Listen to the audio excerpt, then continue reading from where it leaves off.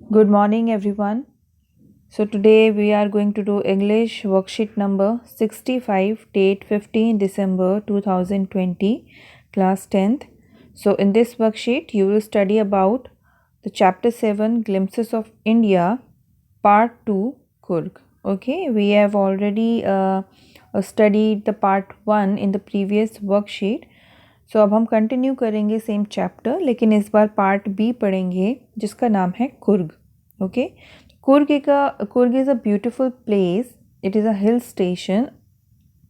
Okay, तो यहाँ पर ये पैराग्राफ दिया हुआ है हमें रीड करने के लिए, और इससे जुड़े हुए क्वेश्चंस हैं जो हम आंसर करेंगे बाद में. तो let's start reading. Read the following extract and answer the questions that follow. Midway between Mysore and the coastal town of Mangalore sits a piece of heaven that must have drifted from the kingdom of God.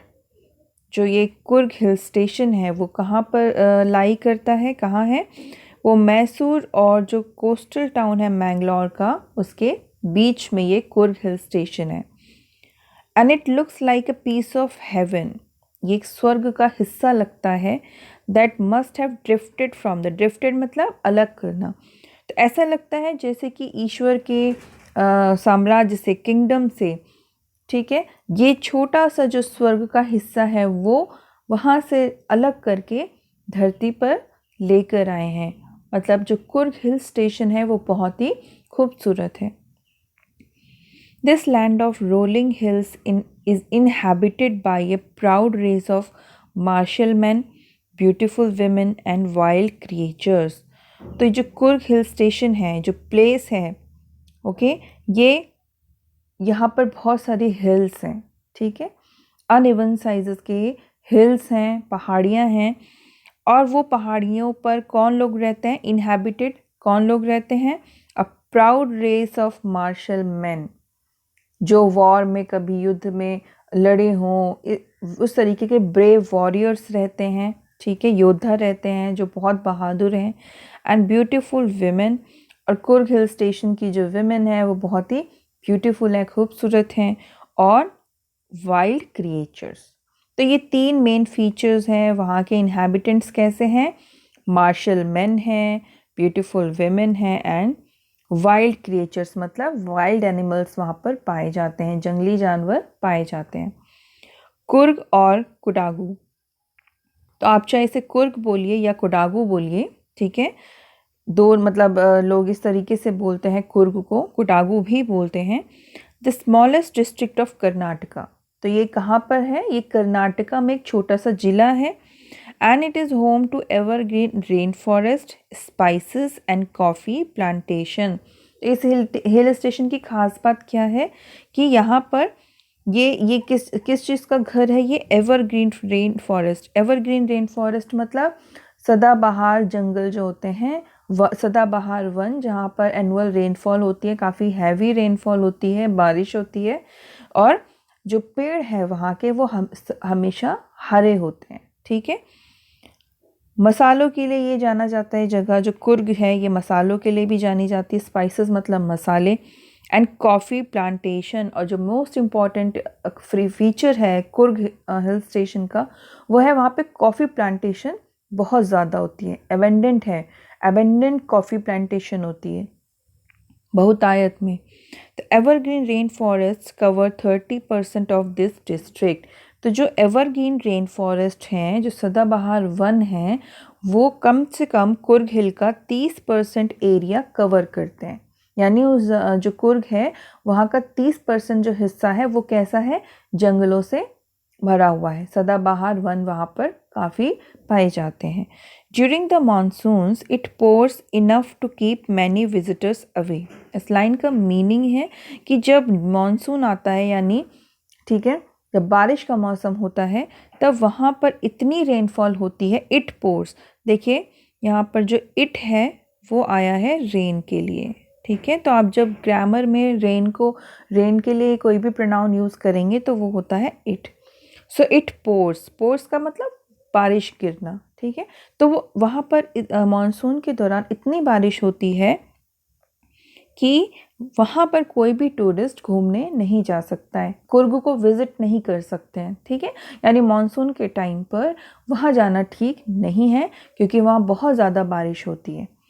The season of Joy commences from September and continues till March.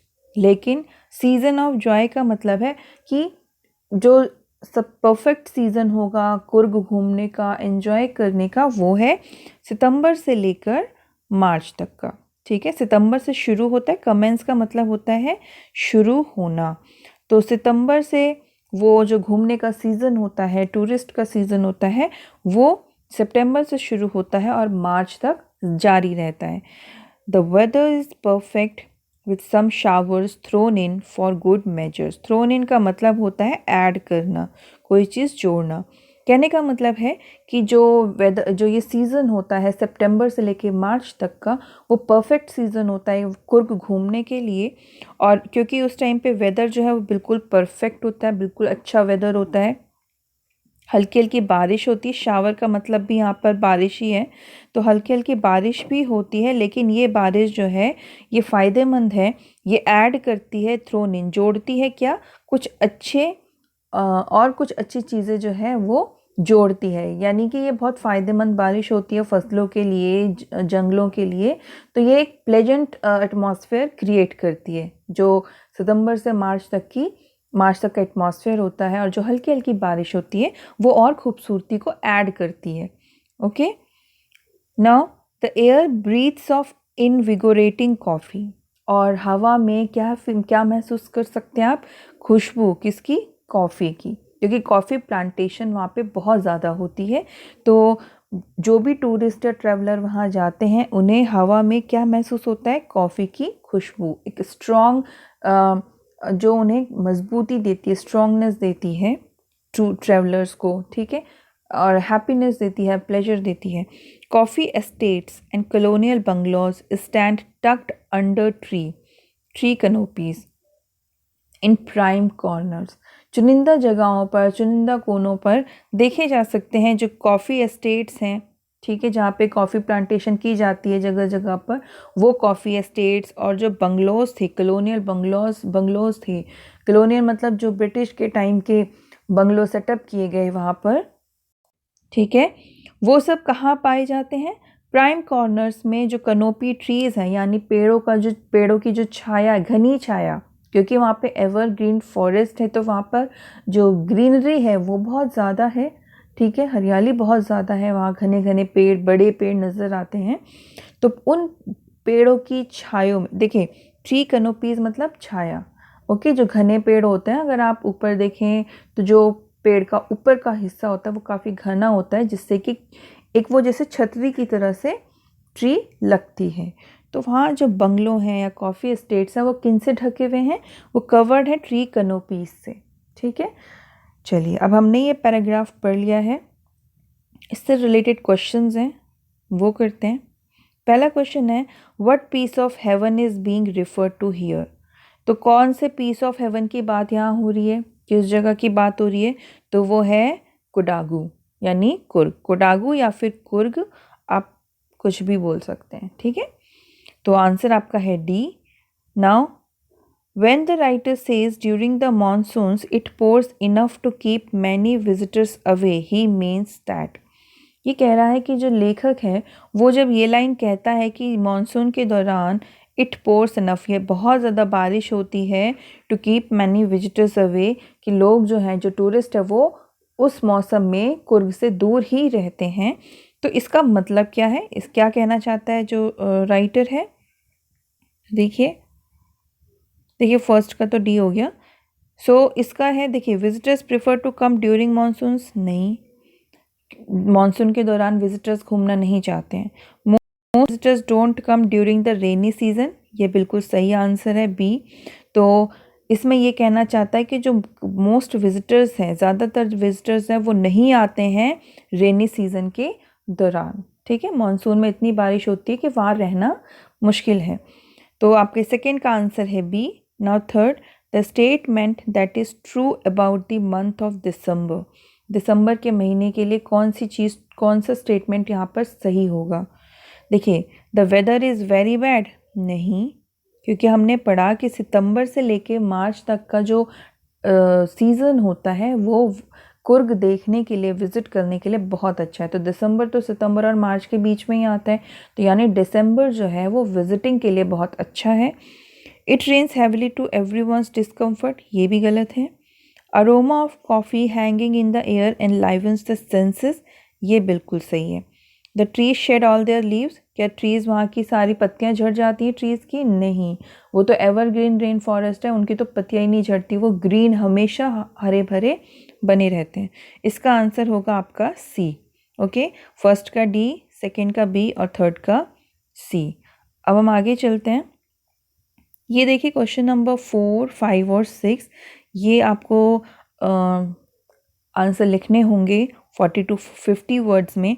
और question number 6 में एक paragraph लिखना है जो कि उसका topic है Coorg as an ideal place for adventure sports. और जब आप ये पैराग्राफ लिखेंगे तो आप दिमाग में ये चीज़ें रख सकते हैं, जैसे कि ये एक टूरिस्ट हेवन है, बाउंटीफुल नेचर, वहाँ पे प्रकृति जो है बहुत खूबसूरत है, प्लेजेंट वेदर होता है, ब्रेव हॉर्स हैं, suitable landscape and the facilities for adventure sports. तो आप इन चीज़ों को ध्यान में रखते हुए एक पैराग्राफ लिखेंगे। तो मैं अब आपको क्वेश्चन आंसर दिखा देती हूँ, वो आप कॉपी में करेंगे, ठीक है। सो ये क्वेश्चन आंसर्स हैं, ठीक है, वर्कशीट नंबर 65 के। मैं आपको क्वेश्चन नंबर 1 अभी समझा चुकी हूँ। This is the question number 1, 2 and 3। यहाँ पर ये रहे इसके आंसर्स। ओके, अब आ जाते हैं क्वेश्चन नंबर 4 पे। What are the two distinctive characteristics of the people of Coorg? Coorg के रहने वाले लोगों की दो खास बातें आपको बतानी है। तो हमने पैराग्राफ में पढ़ा कि जो कुर्गी मैन हैं, यानी जो कुर्ग के आदमी हैं, they are martial man, they are warriors, they are brave. तो यहाँ पर हम लिखेंगे the Coorgi man are brave warriors, बहुत ही बहादुर योद्धा रहे हैं वहाँ के मैन जो हैं, कुर्गी आदमी जो हैं। देन सेकेंड पॉइंट होगा the women of Coorg are pretty, जो कुर्ग की विमेन हैं, औरतें हैं, वो बहुत ही खूबसूरत है। तो ये डिस्टिंक्टिव कैरेक्टरिस्टिक्स हो गए हैं आपके, बस यही 2 पॉइंट्स आपको लिखने हैं। देन आप देखेंगे question number 5, briefly mention the stories regarding the descent of Kodagu people. आप जब कुर्ग का ये पार्ट पूरा रीड करेंगे किताब से, तो वहाँ आप पढ़ेंगे कि जो ये कुर्ग या कोडागू पीपल हैं, यानी कोडागू के रहने वाले जो लोग हैं, इनके वंशज कौन थे, ठीक है, डिसेंट कौन थे। तो आंसर देखिए, Kodagus are said to be of Greek और अरेबिक डिसेंट। ये माना जाता है कि कोडागू के वंशज कौन है, ग्रीक या फिर अरेबिक हैं। It is believe that some soldiers of Alexander's army settled there. ये माना जाता है कि जब अलेक्जेंडर की आर्मी आई थी इंडिया, तो वहाँ के जो सैनिक, उसके सैनिक जो थे वो कहाँ रुके थे, इसी कोडागू प्लेस पे रुके हुए थे। The ethnic dress of the Kodavus is similar to the Arab garment. अब देखिए, कोडावू भी बोलते हैं, कोडागूज भी बोलते हैं, तो आप यहाँ पे कोडागूज ही कर लीजिए कि कोडागूज की जो एथनिक ड्रेस है, जो एक उनकी परंपरा जो है, परंपरागत जो ड्रेस है, ठीक है, पारंपरिक ड्रेस जो है, वो किससे मेल खाती है, अरेबियन गारमेंट से या अरेबियन कपड़ों से, ठीक है। इसके अलावा जो ये कोडागू पीपल हैं, ये एक्चुअली हिंदू हैं, लेकिन जो हमारी मेन स्ट्रीम हिंदू हैं, जो हम लोग हैं, हम लोगों से कस्टम इन लोगों का बिल्कुल अलग होता है। ये अपनी ही कम्युनिटी में शादी करते हैं, ठीक है। ये बाय रिलीजन हिंदू हैं, लेकिन हम हिंदुओं से बिल्कुल अलग हैं, ठीक है। चलिए, अब ये आंसर हो गया आपका क्वेश्चन नंबर 5 का, क्लियर है। अब हम पैराग्राफ देख लेते हैं फटाफट। पैराग्राफ में आप इस तरीके से ये हेडिंग डालेंगे, Coorg as an ideal place for adventure sports. अब देखिए, इसका मीनिंग समझा देती हूँ। The amazing geographical features of hill station Coorg make it the most suitable place for tourist. जो खूबसूरत जियोग्राफिकल फीचर है, भौगोलिक जो परिस्थिति है कुर्ग की, वो सुटेबल प्लेस बनाती है, बिल्कुल सही जगह बनाती है टूरिस्ट के लिए, ठीक है। Tourists relax in the serene atmosphere, उस शांत एटमॉस्फेयर में जो ये टूरिस्ट होते हैं वो रिलैक्स करने आते हैं। Coorg is renowned for evergreen rain forest. Renowned का मतलब होता है प्रसिद्ध, ठीक है। तो जो कुर्ग है वो किस लिए जाना जाता है, क्यों प्रसिद्ध है? एवरग्रीन रेन फॉरेस्ट के लिए, स्पाइसेस के लिए और कॉफ़ी प्लांटेशन के लिए, ठीक है। अभी हमने पढ़ा सदाबहार वन, मसाले और कॉफ़ी प्लांटेशन के लिए कुर्ग जाना जाता है। The people of Coorg are brave and pretty. तो और जो लोग हैं वहाँ के कुर्ग के वो कैसे हैं? बहादुर हैं और प्रिटी हैं, ब्यूटीफुल हैं। The river Kaveri originates from Coorg. और जो रिवर कावेरी है, कावेरी नदी कहाँ से ओरिजिनेट करती है? कुर्ग से ही ओरिजिनेट करती है। अच्छा, कुर्ग कहाँ है? कुर्ग कहाँ का डिस्ट्रिक्ट है? कर्नाटका का। Many animals and birds like kingfisher, langur, squirrels and elephants can be spotted along the river. नदी के किनारे किस तरह के जानवर देख सकते हैं हम? किंगफिशर, लंगूर, गिलहरियाँ, स्क्विरल्स और हाथी हम देख सकते हैं रिवर्स के किनारे। The tourists who visit Kurg to relax in the natural beauty of the place got attracted towards the various adventure sports। मतलब क्या है कि जो लोग कुर्ग जाते हैं रिलैक्स करने के लिए, वहाँ की ब्यूटी एंजॉय करने के लिए, वो और चीज़ों से भी अट्रैक्ट होते हैं। गेट अट्रैक्टेड किन चीज़ों से? Adventure sports. वहाँ पर बहुत सारे ऐसे स्पोर्ट्स हैं जो कि एडवेंचरस हैं, ठीक है। तो उन एक्टिविटीज़ के लिए भी कुर्ग लोग जाते हैं। सो कैसी एक्टिविटीज़ अवेलेबल हैं? Like river rafting, canoeing, rappelling, rock climbing and mountain climbing, ठीक है। The hills have various paths formed by footsteps walkers. और उन हिल स्टेशन पे जब टूरिस्ट चलते हैं या जो वहाँ के जो इनहैबिटेंट्स हैं जब वो चलते हैं तो वहाँ पर पगडंडियाँ बन गई हैं, पाथ बन गए हैं उन पहाड़ियों पर, ठीक है। एंड हु ट्रैक देयर, जो वॉकर्स हैं जो वहाँ चलते रहते हैं, उनके पैरों की उनके कदमों की वजह से, चलने की वजह से वहाँ अपने आप पाथ बनते गए, रास्ते बनते गए हैं। While trekking, animals like macaws, Malabar squirrels, etc. can be spotted. तो जब ट्रैकिंग के लिए जाते हैं लोग, चल चल के, जैसे ट्रैवलर्स होते हैं वो चल के अपनी पूरा जो है वो एरिया कवर कर लेते हैं, घूमते हैं, तो ट्रैकिंग करते हैं, ठीक है। तो जब वो ट्रैकिंग कर रहे होते हैं तो उन्हें कई और भी जानवर दिखते हैं, जैसे मकाउज हो गए, स्क्विरल्स हो गई और भी बहुत से जानवर, क्योंकि हमने पढ़ा कुर्ग जो है वो वाइल्ड क्रिएचर्स के लिए भी जाना जाता है। The major tourist attractions are Brahmagiri hills, Nisargadhama island and Bylakuppe Tibetan settlements. तो इन चीज़ों के लिए भी जाना जाता है। वहाँ ब्रह्मगिरी हिल्स हैं, निसर्ग धाम आइलैंड है, बाई लक्यूप तिब्बतन सेटलमेंट्स हैं। Now Coorg gives visitors a feel of India's diverse culture. तो जो ट्रेवलर्स हैं, ठीक है, जो विज़िट करते हैं, उन्हें कैसा महसूस होता है? जैसे कि वो इंडिया के, भारत की विविध कल्चर्स को वहाँ देख रहे हों, ठीक है। डाइवर्सिटी वहाँ बहुत है, चाहे वो एनिमल डाइवर्सिटी हो, मतलब ह्यूमन डाइवर्सिटीज़ हो, तो वहाँ डाइवर्सिटीज़ काफ़ी हैं, विविधता काफ़ी हैं। तो इन चीज़ों के लिए कुर्ग जाना जाता है। I hope you all have understood the worksheet. So that's all for today. Have a good day. Take care.